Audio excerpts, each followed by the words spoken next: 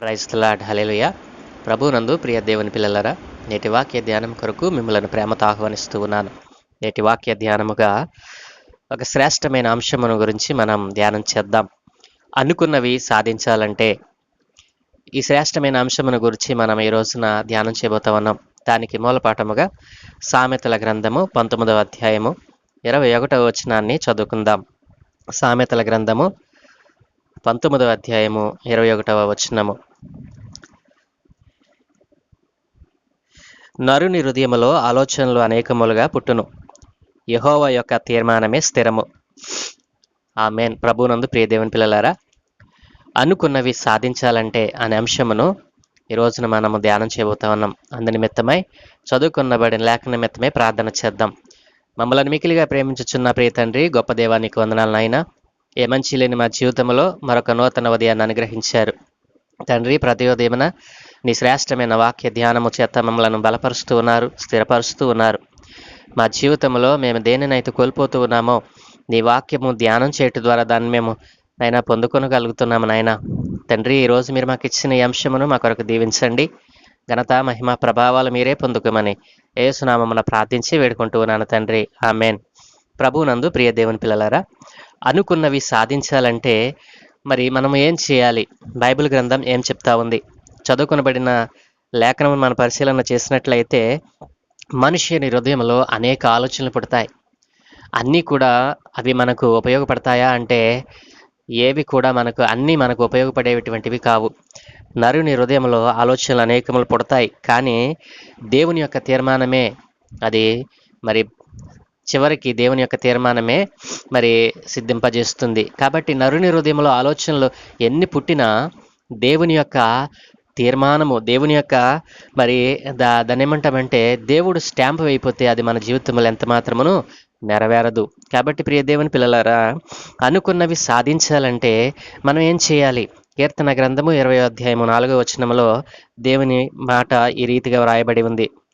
దేవుని లేఖనంలో మనం చూసినట్లయితే, నీ కోరికను సిద్ధింపచేసి నీ ఆలోచన యావత్తును సఫలపరుస్తాను అని దేవుడు అంటూ ఉన్నాడు.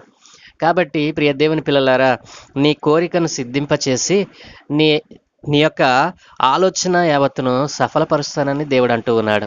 ప్రియ దేవుని పిల్లలారా, కాబట్టి మనము అనేక ఆలోచనలు, అనేకమైనటువంటివి సాధించాలని పట్టుదల కలిగి ఉంటాము. మనము అనేకములు సాధించాలనేటువంటి కోరిక కలిగి ఉంటాము. కానీ మనం ఒకటి గుర్తుంచుకోవాలి. ఏంటో తెలుసా? అది దేవుడు స్థిరపరచాలి. మన ఆలోచన మనం సాధించాలి అనుకున్నది దేవునికి ఇష్టమవ్వాలి. దేవుడు దానిని మన కొరకు సిద్ధపరచాలి. కాబట్టి అనుకున్నవి సాధించాలంటే మానవ జీవితంలో మనకి ఏముండాలి అని బైబిల్ గ్రంథం సెలవిస్తూ ఉందంటే, ఒకటి పట్టుదల ఉండాలి. దేనిలో పట్టుదల? ఏదైతే మనకు కావాలని ఆశపడుతున్నామో దానిని సాధించటానికి మనము పట్టుదల కలిగి ప్రార్థన చేయాలి.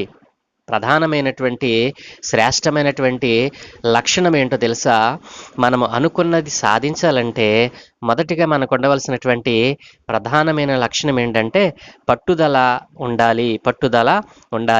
ప్రియ దేవుని పిల్లలారా, దేవుని వాక్యం సెలవిస్తూ ఉంది. రోమీయులకు రాసిన పత్రిక 12వ అధ్యాయము 12వ వచనంలో భక్తుడు ఇలా మాట్లాడుతూ ఉన్నాడు. నిరీక్షణ గలవారై సంతోషించుచు, శ్రమయందు ఓర్పు గలవారై, ప్రార్థన యందు పట్టుదల కలిగి ఉండుడి. ప్రియ దేవుని పిల్లలారా, చూసారా?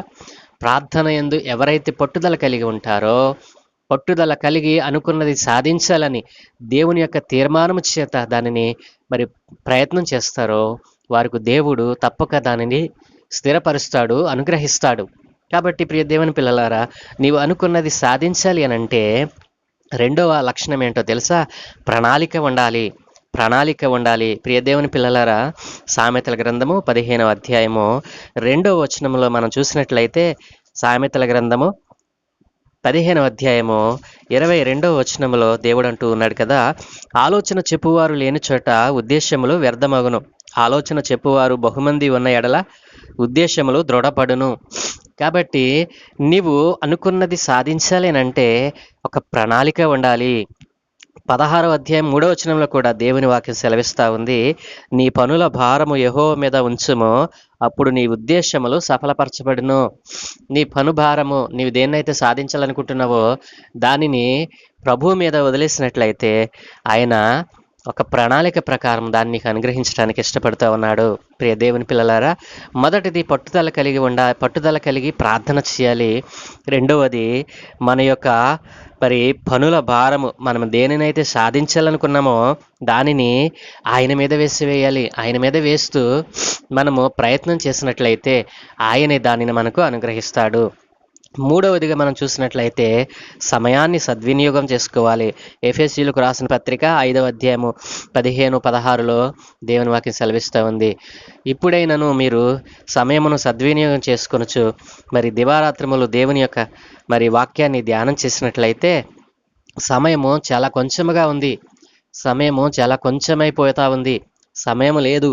కాబట్టి నువ్వు అనుకున్నది సాధించాలంటే సమయాన్ని సద్వినియోగం చేసుకునేటువంటి మనసు నీకు ఉండాలి అని దేవుని వాక్యం సెలవిస్తోంది. ప్రియ దేవుని పిల్లలారా, అనుకున్నవి నీవు సాధించాలంటే అనేక ఆటంకాలు నీకు వస్తాయి. కానీ నీవు పట్టుదల కలిగి ప్రార్థన చేయాలి. ఒక ప్రణాళిక ప్రకారము దేవుని మీద దానిని పెట్టి నువ్వు ప్రయత్నం చేయాలి. మూడవది సమయాన్ని సరిగా సద్వినియోగం చేసుకోవాలి. ఈ 3 లక్షణాలు నీ జీవితంలో ఉంటే నీవు అనుకున్నది తప్పక దేవుడు నీకు అనుగ్రహిస్తాడు. నీవు అనుకున్నవి సాధించాలంటే ఈ 3 లక్షణాలు నీ జీవితంలో కలిగి ఉండి ఆ దేవాది దేవుని యొక్క కృపకు పాత్రురాలు కావాలని ప్రభు పేర మనవి చేస్తూ ఈ నా మాటలు ముగిస్తూ ఉన్నాను. ప్రార్థన. మమ్మల్ని మికిలిగా ప్రేమించుచున్న ప్రియ తండ్రి, గొప్ప దేవానికి వందనాలనైనా. ఏ మంచి లేని మా జీవితంలో మరొక నూతన ఉదయాన్ని అనుగ్రహించారు. అవును దేవా, మా జీవితంలో అనేకములు మేము సాధించాలని ఆశపడతాం. కానీ దానిని ఎలా సాధించాలో తెలుసుకొనకుండా అజ్ఞానం చేత ఈ రోజున చాలామందినైనా అనేకమైనటువంటి వాటికి తమ యొక్క తెలివితేటలను ఆపాదిస్తూ తమ జ్ఞానాన్ని, తమ బుద్ధిని, వివేచనను వ్యర్థం చేసుకుంటూ ఉన్నారు.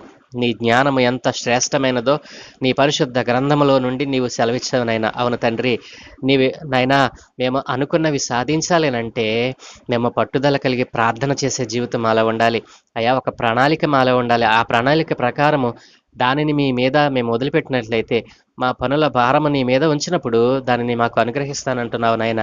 అలాగనే తండ్రి, సమయాన్ని సద్వినియోగం చేసేటువంటి మనస్సు నాయన మాకున్నప్పుడు దాన్ని నీకు అనుగ్రహిస్తానన్నావు. అవును తండ్రి, ఈ 3 లక్షణాలు కలిగి ఎవరైతే తాము అనుకున్నది కావాలని ప్రయత్నం చేస్తూ ఉన్నారో, పట్టుదల కలిగి ప్రణాళిక కలిగి సమయాన్ని సద్వినియోగం చేసుకుంటే ఎవరైతే ప్రయత్నం చేస్తున్నారో తండ్రి, వారి జీవితంలో వారు ఊహించని గొప్ప మేలులతో, గొప్ప కార్యములతో వారి జీవితాన్ని నింపమని ఈ రోజున నీ సత్యమైన వాక్యమును పెడచెవిన పెడుతూ నీ రాజ్య వారసులుగా మారకుండానైనా ఈ లోకంలో ఉన్న ప్రతిదానికి మహిమను ఆపాదిస్తూ చెడిపోతున్నటువంటి నా ప్రియ సహోదరి సహోదరులను మీ చేతులకు అప్పగిస్తా ఉన్నాను. వారందరినీ మీ చేతులకు అప్పగిస్తూ ఉన్నాను నాయన.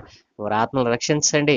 ఈ కడవరి దినాలలో వారు నీ సత్య నామమును, జీవము కలిగిన నామమును, పరిశుద్ధమైన నామమును తెలుసుకుని నీలో నిలిచి ఉండి నీ రాజ్యానికి వారసులు వారు కూడా కావాలని మేము ప్రార్థిస్తూ ఉన్నాము నాయన. మా ప్రార్థన అంగీకరించి వారి ఆత్మలను రక్షించమని ఈ రోజున చెడిపోతున్న వారు, తప్పిపోతున్న వారిని మీ పాదాల చెంతకు తెస్తూ ఉన్నాను. వారందరినీ కూడా నాయన మీ పాదాల చెంత పెడుతూ సమస్తమును మీ యొక్క రెక్కల క్రింద కాచి కాపాడమని, ఘనత, మహిమ, ప్రభావాలు మీరే పొందుకోమని యేసు నామమున ప్రార్థించి వేడుకుంటూ ఉన్నాను తండ్రి.